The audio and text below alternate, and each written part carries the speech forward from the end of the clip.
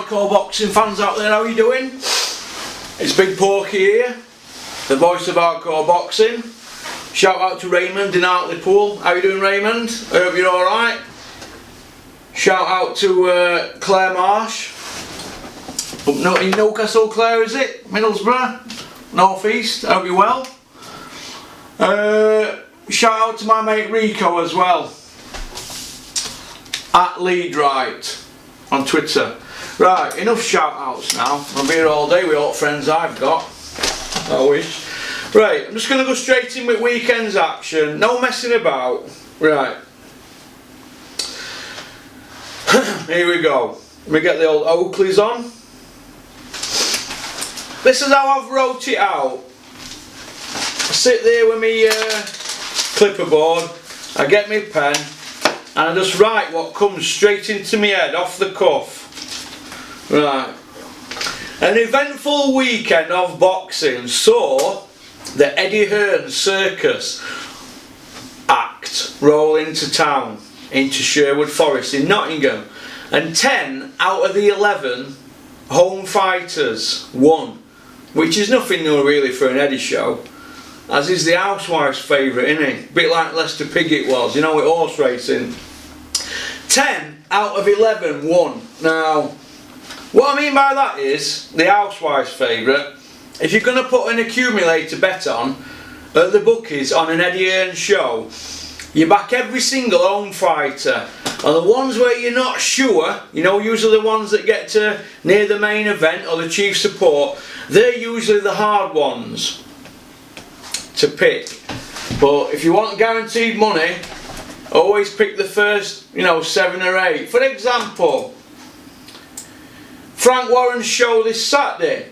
Dennis McCann debut, James Branch 4-0, Harley Ben 6-0, Graham Tyrrell 9-0, Adi Burden 8-0, Lisa Whiteside debut, Conor Wright 7-0, Willie Hutchinson 7-0, Ryan Garner 8-0, Harvey Orn 5-0, Ballas Berksack 9-0, Joe Joyce 8-0, so that's 2, 4, 6, 8, 10, 12. That's 13 fighters, all undefeated. Building up some stable there, Frank. You'll be strong in a couple of years, Frank. That's 13 undefeateds. Then you've got Boy Jones, 18-2, Brad Foster, 10-0 and a draw, and Billy Joe Saunders, 27-0. So you've got 2, 4, 6, 8, 10, 12, 15 fighters, home fighters, and only one of them has had any losses. Boy Jones has had 2 losses. All the rest of them are undefeated. So you take Boy Jones out that show, Frank Warren's got 14 undefeated fighters fighting at home. Now, Eddie Hearn's took his foot off the gas, he's took his eye off the ball. There you go. Look at that. 15 fighters, and the worst record out of all of them is Boy Jones, 18-2 and a draw. All the rest are undefeated, and the only blemish is Brad Foster, 10-0 and a draw, and he's British and Commonwealth champion. He's chief support against Ashley Lane. Now you'll go and look at all the people that they're fighting. Dennis McCann's fighting a guy with a losing record. James Branch fighting a guy with a losing record.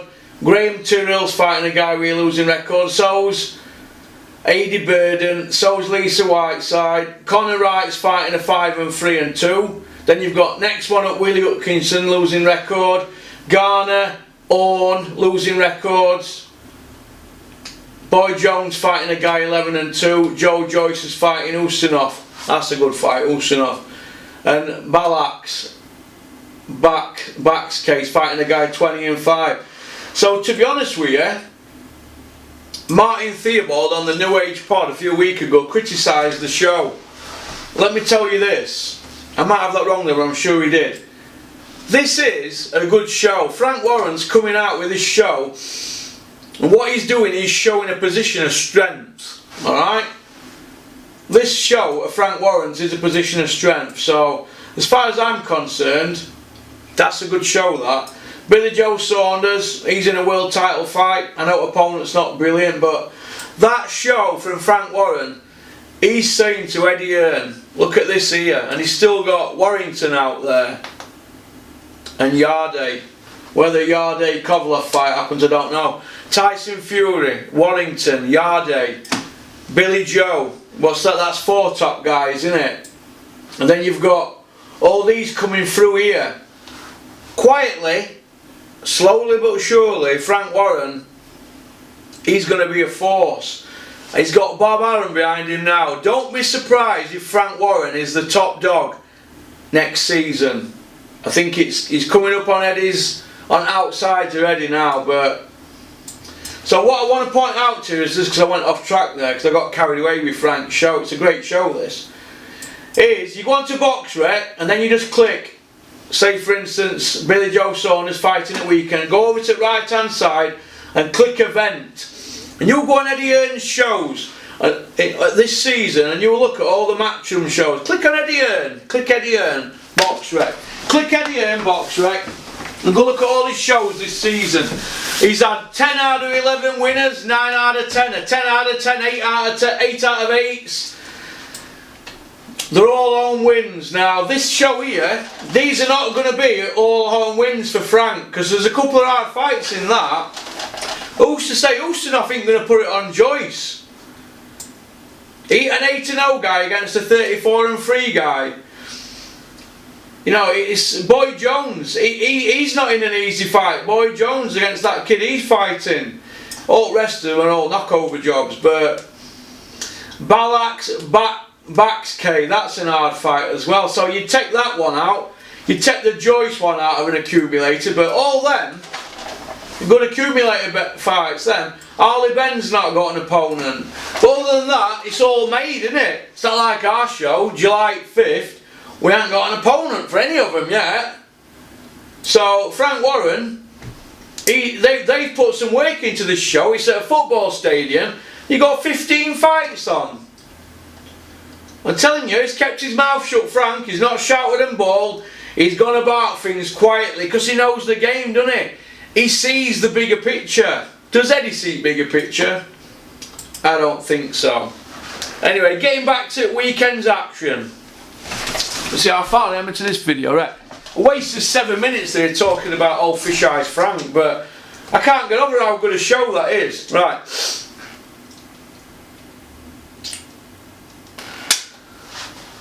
Right, 10 out of 11 home fighters won, which is nothing new for Eddie, as he's Housewife's favourite. We got to that, didn't we? We got to see Brad Dawes, Charlie Frankham, Raymond Ford. Hang on a minute. Who fought it weekend? Let's have a look. Jordan Gill, BoxRec. Shout out to the guy who sent me the BoxRec password and username. Frank Sinatra, that's my username now on BoxRec, although I don't go on to forums and that. Right, Jordan Gill, click on event. Right, wins for Brad Dawes, Charlie Frank and Raymond Ford, Dalton Smith, Stephen Smith, Chris Billum Smith, Atif Shafiq, Fabio Wardley against Dennis Lewandowski. Terry Harper, 6-0, that's Steffi Bull's fighter. Jordan Gill, he got beat. Lee Wood. Right, 10 out of 11 wins for Eddie there. The show, when you look at it, right, Eddie can say it was a good show because Jordan Gill were in a 50-50 fight. No. Jordan Gill's a 23-0 fighter. They were talking world title fights for him within next 12 months. That kid came over here from Mexico to get beat, right? So they've had to come out with an excuse, haven't they? I don't want to hear about diarrhea and this and that. Look, I don't want to hear it. I don't want to hear excuses. I want to see you say, I got weighed, I were on pads before the fight, I signed the form, they come in with the doctor and British board and all that, referee, you signed something, you're fit to fight, you signed. You're fit to fight, you got beat, I don't want to hear it. I don't want to fucking hear it. ambition, when can you see yourself pushing and challenging for those? Like I said in the presser, I'm ready to move as quickly as they want to move me. So I'm here to fight, I'm ready, I'm training, and I'm fit, I'm good to go. So realistically, I think 2020 I should challenge for a world title. It's a myth. Nobody's saying you can't train fighters, but come on. Your guy got beat, swallow. Fowler got beat, swallow. David Price got beat, he sacked you, he got knocked out. Bellew got knocked out, he retired. Both of McDonald's got knocked out. Have they had a fight recently? Have Jamie McDonald and Gav McDonald had a fight? Let's have a look. Jamie McDonald. Box rec. Dave Coldwell, the man who retired more men than Social Security. Jamie McDonald's not fought since last May. So easy year out of action.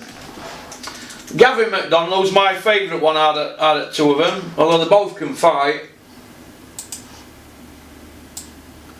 Gavin McDonald's not fought since in 7 months, over 7 months.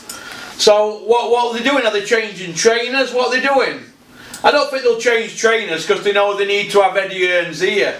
The McDonald twins are smart enough to know that they need to get to Eddie, don't they? They need somebody that's got Eddie Hearns here. David A, he's smart enough to know that he's managing Chisora, but he needs to know that he's got Eddie Hearns here, so he needs to be with Chisora. Right? Chisora's trained by Coldwell, it's a perfect fit.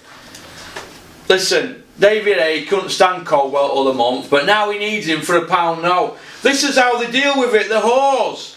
They are whores. If anybody's got a problem with what I'm saying, come see me. Fucking whores, a lot of them. We've now got Dave Coldwell here. He's at the Jordan Gill media workout. Right, we're on 6 minutes here. Listen to this. He makes it about him and about getting his other fighters out there now. All he's got left now is Chisora. Right, so he's wanting money fights for Chisora, who looked dog shit last time out. Dog shit. Coldwell knows this. He's a former promoter with 63 shows under his belt. He knows Chisora's now dog shit, and he wants that one more pay-per-view. He wants that one more milk. He wants to milk that cow one more time if he can. Now, I've already been told that Chisora is the backup guy for Ruiz if he gets injured this month. So Chisora's on standby.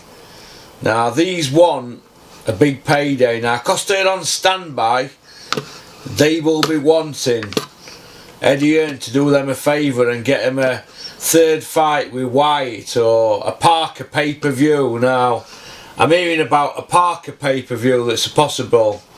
Now, listen to this here. Listen to the crap this guy comes out with here. He makes it about him. He makes it about him every time. It's the Jordan Gill media workout, but he's turned it into the Dave Coldwell show yet again. It's difficult to say because for you guys on the outside, you just look at it and say, oh shit. But it was shit because the opponent just ran all night. That opponent would have been a nightmare stylistically for Derek 10 years ago. Derek now, with the miles on the clock, coming towards the end of his career, after all the hard fights, it's still a nightmare. I thought he was stronger, faster, quicker than a speeding bullet, they said. They said he was stronger, faster, quicker than a speeding bullet. He said that. Coldwell, David Costcutter Hayes said that. But look what we've got here. Look what we've got. We've got Coldwell telling us now that he's at the end of his career. What's he going to say next? He's got 5 fights left. More so. I know it did. It came out Southpaw because he's expecting. Why didn't Chisora get him out of there if you were running? Your job's to get him out of there if they're runners. He couldn't do it, could he? He couldn't pull trigger. That's the bottom line, and that's down to the trainer. Yet again, another fighter ruined by Dave Coldwell. Dave the Power Coldwell. Power cut. Coldwell power! Coldwell power! Derek to be throwing that winging over and right, which you can see a mile off coming. He wanted to counter it with a southpaw left hand, which would have been, but he never did that. And once Derek was disciplined and didn't give him that, then he just shut down and just went negative. Felt a couple of his weighty shots, just went negative and just looked to survive. That fight for me, that was just a complete waste of a training camp and a fight for Derek at this stage of his career. He's only got a handful, less than a handful of these fights left and these training camps left. So that's a waste, and I was pissed off because of that, and I still am.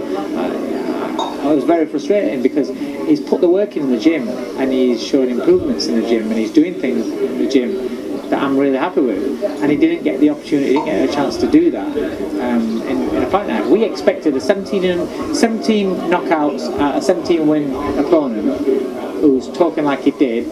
We expected him to come out for a fight. We didn't get it. Who are you guys considering now for his next bout? I'll leave that to David Hay because that's his manager, and Eddie Hearn was his promoter, and I'll have someone put into it when they give a few names out. But it's got to be worthwhile. It's got to be something that's going to progress his career, progressing forward. Finally, you mentioned Devin Haney earlier on for fighting Tinoco. Yesterday we had the announcement about Luke Campbell will fight Vasyl Lomachenko for the vacant WBC world title. Caught a lot of people by surprise. Everyone assumed it would be Haney versus Campbell, that would be called. What was your reaction to it when you saw the news? Do you know what? Sometimes some fighters get a world title opportunity against fighters that aren't quite that good, and then other fighters just seem to get the world title opportunity against elite. Campbell's got them. Here we are. He's talking about Luke Campbell now, giving his opinion on that. Why did you just say today's media workout is about Jordan Gill? Why is he talking about other people? Why is he doing that? Why is he going on about other people? The media workout is about Jordan Gill. It's not about fights down the line, other fighters. Concentrate on your own man, Jordan Gill. It's like you went flying off to Vegas, didn't you, Coldwell? Why? When you should have been looking after your fighter, making sure that he's alright week before the biggest fight in his life. And you're swanning it round Vegas. Do you know what I mean? Jesus. Do your job. As far as I'm concerned, you're a fraud. David Price, iced. Bellew, iced. Both McDonald's, iced. Fowler, bashed up and dropped. Gill's just been stopped as well. Do you know what I mean? You're just ruining fighters. Jerome Wilson, brain damage. He got bashed up by a surgeon bomber. Then you put him straight back in with him. Got bashed up again. Ruined him. Do you know what I mean? Ruined him. Guy's a fraud, Coldwell. You're a fraud. I'll tell you to your face when I see you. You're a fucking fraud. And boom, look at this here. Been beat. Confidence will be shot to bits now. I don't know where he goes from here, I don't know. I don't think we'll hear excuses about him fighting at a featherweight or what, I don't know. But what I don't want to hear is Dave Coldwell doing fucking interviews saying, we're going to get hammered on social media now, this, that, blah, de blah. Well, if you don't like it, jump off Twitter with your fucking fraudulent blue tick. Fucking hellfire. Mr. Skyboxing expert analyst. Where were your expertise of a night? Oh, saved him for another day. Load of bollocks, mate. You got found out yet again. It's a fucking myth. Or have you done anything with anybody from debut? The Dave Coldwell myth. Do me a fucking favour. 20 minutes.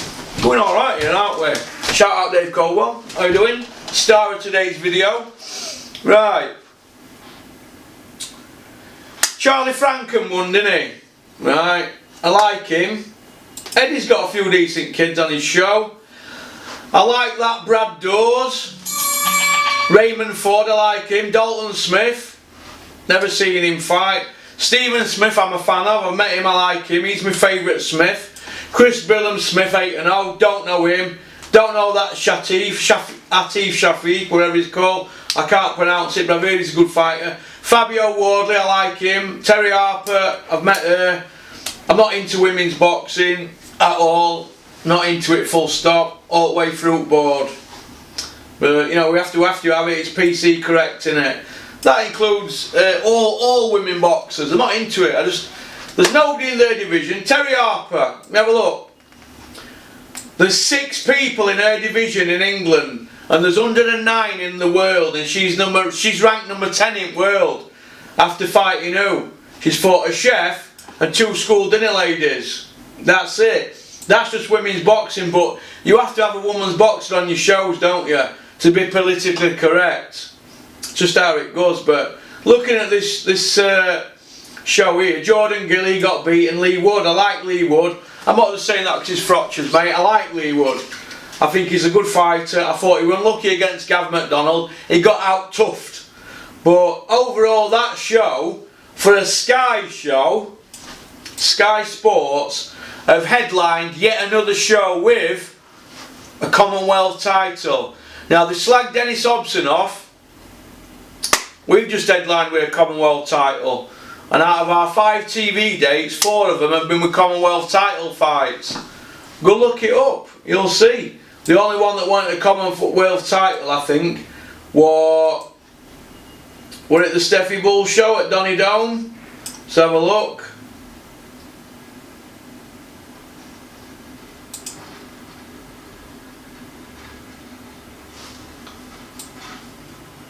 I'm not sure. Steffi Bull did a free sports show, didn't he?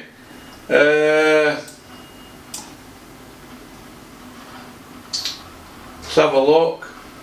The Bradley event. I think Anthony Tomlinson were on that fight, wasn't he? Let's have a look.